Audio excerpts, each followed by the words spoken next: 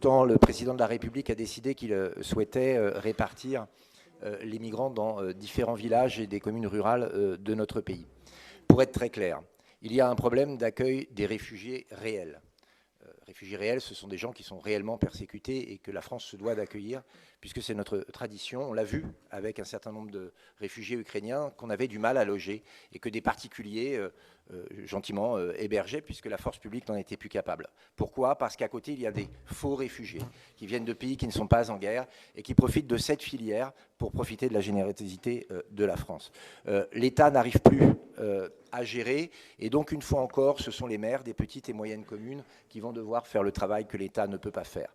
Des maires à qui le budget que Mme Borne a fait passer par le 49.3 prévoyait une limitation des dotations de l'État dans les années à venir. Ces maires qui doivent faire face à la colère de citoyens qui n'ont plus d'essence, qui ont des problèmes de sécurité.